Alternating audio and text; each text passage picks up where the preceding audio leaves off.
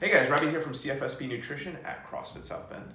Check us out at CFSB Nutrition on Facebook, Instagram, YouTube. Today I am here with Raleigh, Coach Raleigh, and we are going to be talking about Raleigh's relationship with food. So Raleigh, thank you so much for joining us today. Thank you. Thank you for being here. So, first of all, tell us a bit about what food was like for you growing up. Food for me growing up, there wasn't really a lot of thought as to, I guess, what we were eating. We kind of ate whatever.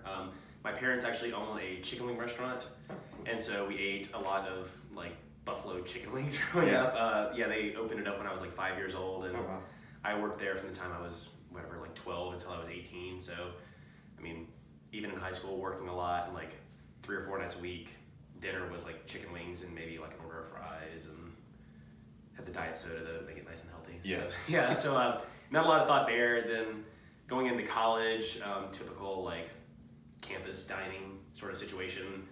I mean, probably what a lot of, in terms of that point in my life, probably what a lot of people experience. But yeah, growing up, a lot of chicken wings. Okay.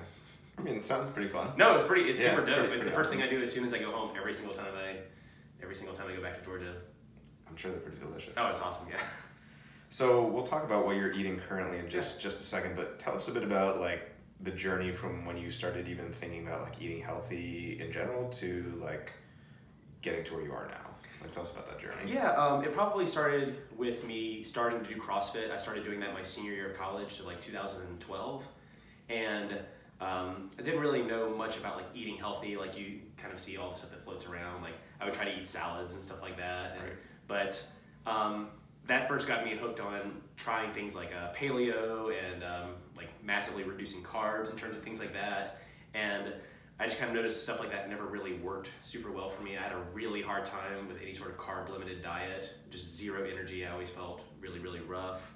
And then after leaving college, I went to grad school, and then you know how stressful grad school can be. You kind of like eat whatever is free. Like you go to free dining events and just eat as much as you can because you're on a really limited budget. For me personally, I would supplement a lot with alcohol as well. Just like you're so stressed out so much of the time that drinking habits go through the roof. Which especially once I moved here for my second master's, that increased a lot just because like I didn't know that many people here at first. Like I wasn't as hooked up with the gym as I am now. I really hated my program at first just because I'm not super similar to a lot of the people there. And so, during the weekends, like Laura and I would drink a fair amount. And so lots and lots of calories from that. But it got to a point finally where, I was waking up every day and like looking at myself and being like, I hate you. Like I hate the way I look so much. I was way, way, way overweight, probably at my heaviest, probably around 250, which for some people 250 is not a crazy weight, but for me, like for my frame, it's way, way, way too much. Yeah. And so, I started paying way more attention to what I was eating. I stopped giving myself the excuse of like, oh, I'm lifting a lot and I'm exercising a lot, it's fine, and got my diet in check. And since then I've lost probably like 60 pounds. Awesome. Grad school, stressful. What? Yeah. Yeah. So tell us a bit about what you're eating now. So you brought some meals. So I do a really light breakfast. I really hate eating in the morning. I know that you're supposed to eat in the morning, and I know that you should eat, but for me, I just have trouble eating anything. And so usually I'll do a protein shake. Shout out to Driven Protein. No, it's just anything that I can get my hands on that's kind of easy and like sippable. Just some like kind of carbs and a lot of protein in the morning. I do 2 smaller lunches. So I'll eat the first one at about 11 and the second one about 3:30 before I come exercise. So first meal is usually pretty carb light. So I go like some turkey deli meat and a nice little salad with some like raisins and stuff. It looks kind of wilty because it's Friday and I prep these on Sunday, but it's still delicious. So looks pretty good. Yeah, so like something that's kind of light on the carbs just because that early in the day I'm not moving around a lot, I'm sitting.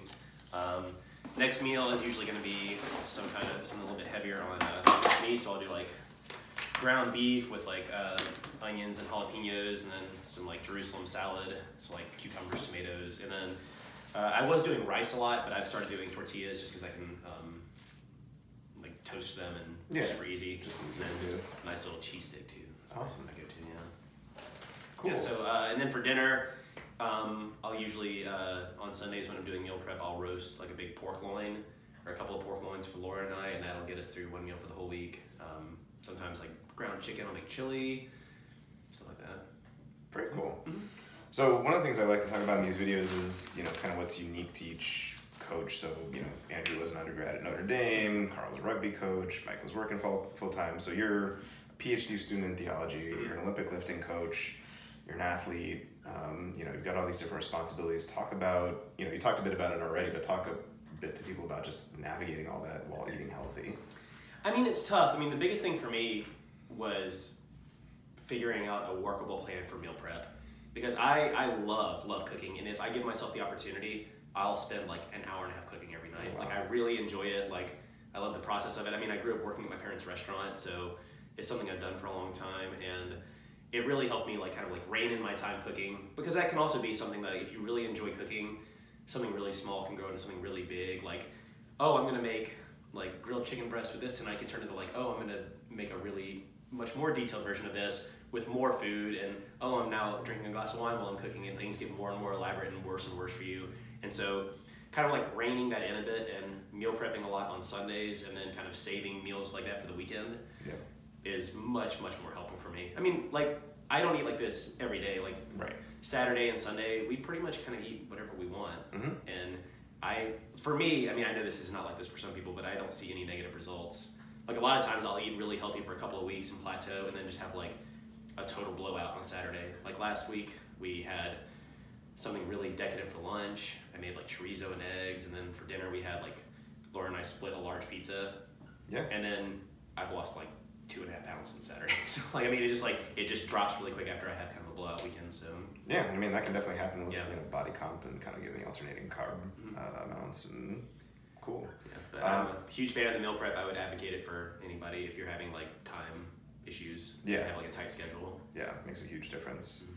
So speaking of pizzas, let's talk about nutritional off-roading. So talk to me about like special occasions in your life that are really important that revolve around food, and then talk to me about like your top favorite, like, fuck it, I don't care, I just want to have what I want to have type foods.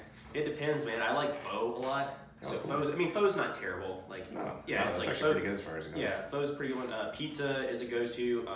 Laura and I like going to Evil Check and Crooked U a lot, so I'll go, and a couple of weekends ago, a bunch of us went to Crooked U, and I got the Cuban there. That's like my favorite.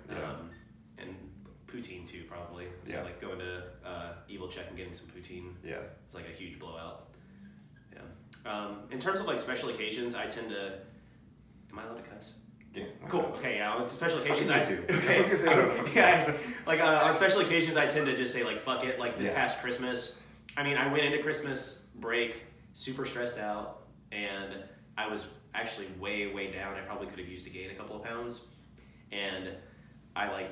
A couple of days into the break, I was like, oh, I'm eating pretty bad, but I kind of just decided to like lean into it, because I know like for me the hardest thing was losing that initial chunk of weight. It seemed insurmountable. Like I was sitting at 250, and as you're slowly gaining weight, like you're like, okay, 220 is my new normal, I'm not going to get above 220, and then it's like, okay, well, I'm heavy now, but like 228 or 230 or whatever is going to be the normal, and it gets to the point where you don't feel like you can ever get it off. But once, like, at this point, having lost this weight, I'm like, I can fucking lose however much I want. I just have to be disciplined, and I know I can do that now.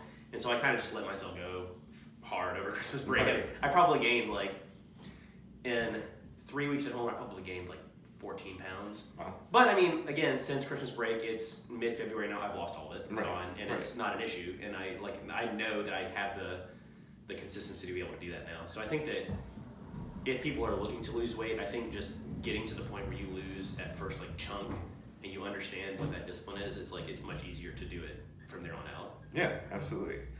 So you've already talked a lot about some awesome strategies for people and different things you've employed that are successful. Any other last nuggets or pearls of wisdom, or anything that, thinking back on your journey, that you'd like to share with people who might be trying to eat healthy, about things that they can do?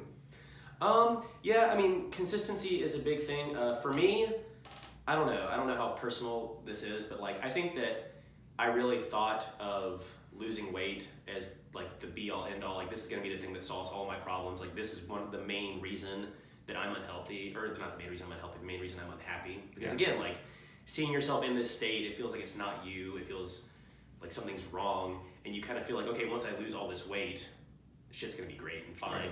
But I think that like taking some real time to assess like other aspects of mental health and things like that are so important, because you hit a certain point where you get down and you lose all this weight and you're happy about it and you're super stoked, and it is a positive thing, but you need to address other issues as well. Because I mean, again, you can, like with grad school and with all this stress, you kind of realize like, oh, there's other stuff that's wrong too. And so being proactive and not just paying attention to your physical well-being and your physical health, but taking the time to talk to somebody about your mental health as well. Because if you're waking up and you're looking at yourself and going, I fucking hate you, it's not just the weight. It's not just the physical situation. There's other things as well. Right. And so, yeah, taking the time to address that is always super, super helpful. Yeah, I completely agree. There's more to health than food, and there's more to life than health. Yeah. Definitely. All right, well, awesome. Thank you so much for joining us today. That was super cool. Thank you guys so much for tuning in. We'll see you guys next time.